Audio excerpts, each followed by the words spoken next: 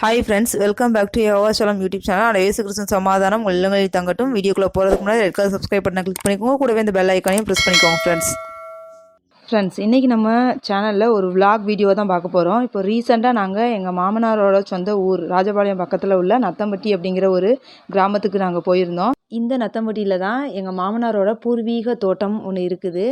அதாவது எங்கள் மாமனாரோட தாத்தா வழியிலேருந்து இதை வந்து பயிரிட்டு விவசாயம் பண்ணிக்கிட்டு இருக்காங்க. அதை வந்து எங்கள் பெரிய மாமனார் மாமியார் தான் பார்த்துக்கிட்டு இருக்காங்க. எங்கள் பெரிய மாமியார் தான் அதை வந்து விவசாயம் பண்ணிக்கிட்டு இருக்காங்க. அங்கே எங்களுக்கு தேவையான வெஜிடபிள்ஸ்லாம் எங்கள் பெரிய மாமியார் வந்து எங்களுக்கு பறித்து கொடுத்தது, சின்ன சின்ன விஷயங்கள்லாம் எனக்கு அங்கே வந்து ரொம்ப சந்தோஷமாக இருந்துச்சு. அதை தான் நான் அவங்க கூட இந்த வீடியோவில் ஷேர் பண்ணிக்க போகிறேன். அவங்க ஃப்ரெண்ட்ஸ் வீடியோக்குள்ளே போகலாம். தோட்டத்துக்குள்ளே என்ட்ரான உடனேயும் ஒரு பெரிய பூசணிக்காய் வந்து எங்கள் அத்தை வந்து எனக்கு அந்த செடியிலேருந்து பறித்து என் கையில் கொடுத்தாங்க. ரொம்ப சந்தோஷமாக இருந்துச்சு. பூசணி கொடியை வந்து ஒரு ஓரமாக போட்டு தரையில் படர்த்தி விட்டுருக்காங்க. இன்றைக்கி தான் 2 பூசணிக்காய் கடைக்கு விற்கிறதுக்காக எங்கள் அத்தை பறிச்சிருக்காங்க. இது 3வது பூசணிக்காய். இது எங்களுக்கு கொடுத்துருக்காங்க. ஒவ்வொரு தடவை நாங்கள் போகும்போது ஒரு பூசணிக்காய் கண்டிப்பாக எங்கள் அத்தை எங்களுக்கு கொடுத்து விட்ருவாங்க. சக்கரை பூசணிக்காய் செம்ம டேஸ்ட்டாக இருக்கும். அப்புறம் எங்கள் தோட்டத்தில் எங்கள் அத்தை வந்து பிரதான பயிராக மிளகாயை தான் பயிரிட்டிருக்காங்க. எங்கே பார்த்தாலும் மிளகாய் செடியாக தான் இருந்தது.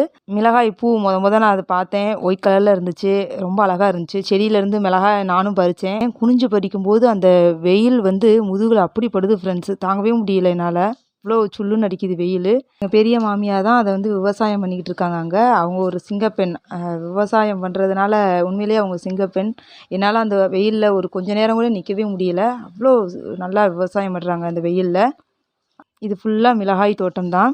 முதல் தடவை, 2வது தடவை, 3ஆம் தடவைன்னு சொல்லிட்டு ஒவ்வொரு தடவையும் காய்க்கும் போது இந்த மிளகாயை அதில் இந்த செடியிலேருந்து பறிச்சிருவாங்க. 3வது தடவை பறிக்கிற அந்த மிளகாய் வந்து உரப்பே இருக்காது, காரமாகவே இருக்காது. ஸோ அது வந்து வத்தலுக்கு வந்து சூப்பராக இருக்கும். எங்கள் அத்தை வந்து மிளகாயை வந்து 3வது தடவை பறித்த மிளகாயை வத்தல் போட்டு எங்களுக்கு கொடுத்து விட்டுருந்தாங்க. செம்ம டேஸ்ட்டாக இருக்கும். எப்போவுமே அந்த வத்தல் கொடுத்துருவாங்க எங்களுக்கு. அந்த மிளகாய் வத்தலுக்கு ஈடுன்னு என் உலகத்தில் எதுவுமே கிடையாது ஃப்ரெண்ட்ஸ். அவ்வளோ ருசியாக இருக்கும். மிளகாய் செடிகளுக்கு இடையிலையவும் 10 அடி வெளியில் மொச்சையை வந்து பயிரிட்டிருக்காங்க. மொச்சை வந்து கொடி மாதிரி படரும் அப்படிங்கிறதுனால இந்த 10 அடி கேப் விட்டு மொச்சையை வந்து பயிரிட்டிருக்காங்க. அப்புறம் வந்து வெங்காயம் வந்து ஊடுபயிராக பயிரிட்டிருக்காங்க. வெங்காயம் வந்து இதுக்கு முன்னாடி வந்து தொடர்ந்து மழை பெஞ்சதுனால வெங்காயம் வந்து விளைச்சல் அவ்வளோவா நல்லா இல்லை அப்படின்னு சொன்னாங்க எங்கள் அத்தை. அந்த வெங்காயத்தை பறித்து உடனே அங்கே வந்து அந்த அந்த மேலே இருக்கும்ல வெங்காயத்தால் அதை கட் பண்ணிட்டாங்க எங்கள் அத்தை. இந்த வெங்காயத்தாலுமே நம்ம வந்து பொரியரிக்கெல்லாம் யூஸ் பண்ணலாம். டேஸ்ட்டாக இருக்கும். அதே நேரத்தில் ரொம்ப ஆரோக்கியமானது கூட. கொஞ்ச நேரத்தில் ஒரு 1 கிலோ வெங்காயம் போல் வேகமாக எங்கள் அத்தை வந்து அப்படியே எடுத்துட்டாங்க. அவ்வளோ வேகமாக கட் பண்ணி எடுத்து அதை இப்போ அந்த வெங்காயத்தாள் மேலே இருக்கும்ல அதை சுத்தம் பண்ணியும் கொடுத்துட்டாங்க எங்களுக்கு. அந்த கதிரருவாளை வச்சு வேகமாக அப்படியே கட் பண்ணாங்க. அதே ரொம்ப வித்தியாசமாக இருந்துச்சு. நானும் பிடிச்சி பார்த்தேன், அது என் காலில் நிற்கவே கூட இல்லை. அந்த கதிரருவாள் அவங்க அந்த களை எடுக்கிறதுக்கெலாம் அதை வச்சுருக்காங்க. அந்த கதிரருவாள் அதை வச்சேவும் வெங்காயத்தை வந்து நீட்டாக அந்த கொண்டையையும் அந்த வெங்காயத்தாளையும் கட் பண்ணி எடுத்துட்டாங்க. அப்புறம் மல்லி செடி பார்த்தோம். மல்லி செடியுமே விதை மல்லின்னு தனியாக இருக்குது. நம்ம சமையலுக்கு யூஸ் பண்ணுறோம்ல கொத்தமல்லி இலை, அது தனியாக இருந்தது. 2 விதமான செடிகள். விதை மல்லியில் பூ இருந்தது. அந்த பூ வந்து காயாக மாறி மல்லியாக மாறும். கொத்தமல்லி இருக்குல்ல, அதாக மாறும். இப்போ எங்கள் அத்தை பறிச்சிட்டு இருக்கிறது வந்து இப்போ கொத்தமல்லி செடி. அதை வந்து அப்படியே அப்ரூட் பண்ணி கொடுத்தாங்க. வீட்டில் வந்து எங்கள் அத்தை வந்து துவையல் வச்சாங்க. வீட்டில் வந்து சூப்பராக இருந்துச்சு. கொஞ்ச நேரத்தில் ரொம்ப மல்லிச்செடி பறித்து கொடுத்தாங்க. அப்புறம் தொடர்ந்தாப்புல பாகற்காய் கொடி வந்து அங்கங்கே அந்த வரப்பு மேலே போட்டு படர விட்டுருக்காங்க. பெரிய பெரிய பாகற்காயாக இருந்தது. பாகற்காய் பூ வந்து எல்லோ கலரில் இருந்தது. ரொம்ப அழகாக இருந்தது பாகற்காய் பூவு. பாகற்காயுமே நல்லா விளைஞ்சிருந்தது. பெரிய பெரிய பாகற்காயாக இருந்தது. பறித்து எங்கள் அத்தை வந்து அந்த சேலையவேவும் பையாக மாற்றி அதிலே போட்டுக்கிட்டாங்க. அந்த தோட்டத்தில் அந்த தரையில் அந்த பாகற்காய் வந்து விளைஞ்சி கிடக்கிறத பார்த்தா அவ்வளோ சந்தோஷமாக இருந்தது.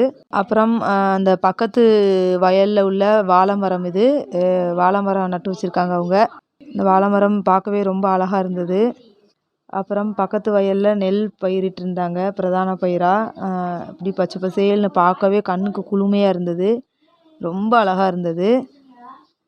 அப்புறம் அங்கே வந்து உரம் தூவுனாங்க. அந்த உரம் தூவுறதை நான் பஸ்ஸில் போகும்போது அப்படி பஸ்ஸில் உட்காந்தே பார்த்துருக்கேன். இன்றைக்கி தான் நான் பக்கத்துலேயே பார்த்தேன். இதான் அந்த நெல் வயலுக்கு தூவுற அந்த உரம்.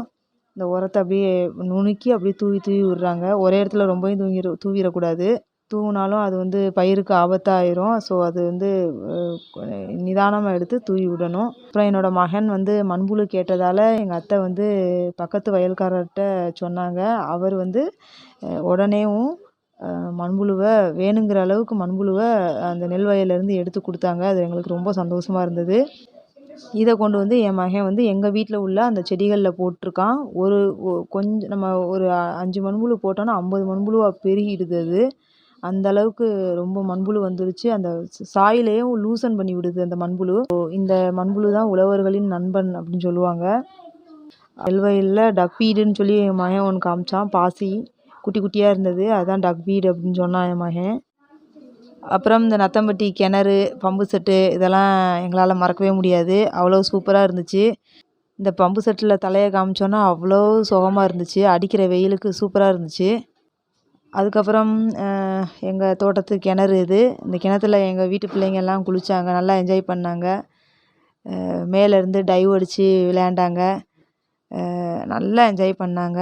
இதை பார்க்கும்போது எங்களுக்கு ரொம்ப சந்தோஷமாக இருந்தது. இப்போ இருக்கிற இந்த டே டு டே லைஃப்பில் நமக்கு வந்து கொஞ்சம் ரிலாக்ஸ் பண்ணுறதுக்கு ஒரு நாள் நம்ம ஒதுக்குறது நல்லது தான். அவ்வளோ சந்தோஷமாக இருந்துச்சு அந்த ஒரு நாள். அடுத்தது பப்பாளி மரம். இந்த பூவோடு இருக்கிறது ஆண் மரம், அது பக்கத்துலேயே ஒரு பெண் மரம் வச்சுருக்காங்க. ஆண் மரம் பெண் மரம் எதுக்கு பக்கத்தில் வச்சுருக்காங்கன்னா, பெண் மரத்தில் சூல் பிடிக்கிறதுக்காக பக்கத்தில் வச்சுருக்காங்க.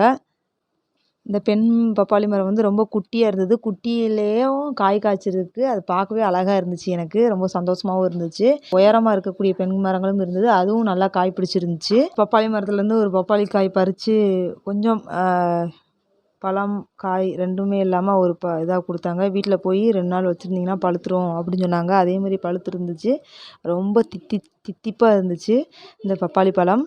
அப்புறம் அகத்தி கீரை அங்கங்கே நட்டு வச்சுருக்காங்க. இது வந்து எங்கள் அத்தையோட வீட்டில் வளர்க்குற ஆடு மாடுகளுக்கு தேவையான உணவு. அகத்தியெல்லாம் தனியாலாம் வாங்க மாட்டாங்க. இதையே கட் பண்ணி எடுத்துகிட்டு போய் அந்த ஆடு மாடுகளுக்கு இரையாக வச்சுருவாங்க. அது இதை சாப்பிட்டுட்டு பால் கொடுக்குது. இந்த மாதிரி விவசாயத்தில் அடுக்கடுக்காக பல நன்மைகள் இருக்குது.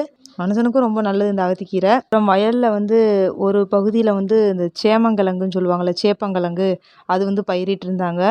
இது வந்து விளைஞ்சது பூமிக்கடியில் தான் கிழங்கு வரும்.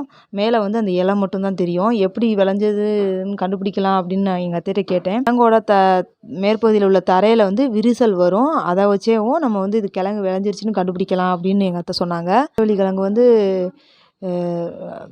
நான் பார்த்ததே கிடையாது முன்ன பின்ன. இது வெத்தலைவள்ளி கிழங்குக்குரிய செடி. அடியில் தான் கிழங்கு வரும். இது நல்லா விளைஞ்சிருச்சுன்னா இதை எடுத்து இந்த கிழங்கை எடுத்து அவிச்சு சாப்பிட்றலாம். அவ்வளோ ஒரு சத்தான கிழங்குன்னு சொன்னாங்க எங்கள் அத்தை. இது வந்து அம்புட்டையும் வித்துற மாட்டாங்களாம். கொஞ்சம் போல் கிழங்க வந்து அப்படியே வாடை போட்டு வச்சுருப்பாங்களாம். அதுலேருந்தே முளை வருமா. அந்த முளையை மட்டும் கட் பண்ணி எடுத்து சாணிப்பாலில் முக்கி ஊற போட்டு இங்கே வந்து மறுபடியும் நட்டு வச்சுருவாங்களாம். ஸோ இப்படி தான் அந்த கிழங்க வந்து உற்பத்தி பண்ணுறாங்க. விவசாயத்தில் எவ்வளோ வேலைகள் இருக்குது, விவசாயியாக எவ்வளோ வேலைகள் இருக்குது அப்படிங்கிறத என்னோடய பெரிய அத்தையை பார்த்து நான் தெரிஞ்சுக்கிட்டேன். அவ்வளோ ஹார்ட் ஒர்க்கு அந்த வேலையில் கொடுக்கணும் நம்ம. ஸோ இதுதான் நான் வந்து நத்தம்பட்டியில் என்ஜாய் பண்ண ஒரு சில விஷயங்கள். இப்போ இருக்கிற நகர்ப்புற வாழ்க்கையில் நமக்கு இதெல்லாம் கண்டிப்பாக கிடைக்கிறதே கிடையாது. ஸோ உங்களுக்கும் டைம் இருந்துச்சுன்னா நீங்களும் பக்கத்தில் இருக்கிற கிராமங்களுக்கு போய் இந்த மாதிரி என்ஜாய் பண்ணிட்டு வாங்க. கண்ணுக்கு குளுமையாக இருக்கும், பசுமையாக இருக்கும். ஸோ என்ஜாய் பண்ணுங்கள். இந்த வீடியோ உங்களுக்கு பிடிச்சிருந்துச்சுன்னா லைக் பண்ணுங்கள், ஷேர் பண்ணுங்கள், கமெண்ட் பண்ணுங்கள். மறக்காமல் நம்ம யெகோவா ஷாலோம் யூடியூப் சேனலை சப்ஸ்கிரைப் பண்ணுங்கள் ஃப்ரெண்ட்ஸ். என்னோட கோலம் சேனல் நீங்கள் பார்க்கணும்னு நினச்சிங்கன்னா என்னோட சசிகலா டான்ஸ் கோலங்கள் சேனலை பார்த்து என்ஜாய் பண்ணுங்கள் ஃப்ரெண்ட்ஸ். அதனோட லிங்க் நான் டிஸ்கிரிப்ஷன் பாக்ஸில் கொடுத்துருக்கேன். உங்களை நெக்ஸ்ட் வீடியோ பண்ணுறேன். பாய் அண்ட் டேக் கேர் ஃப்ரெண்ட்ஸ்.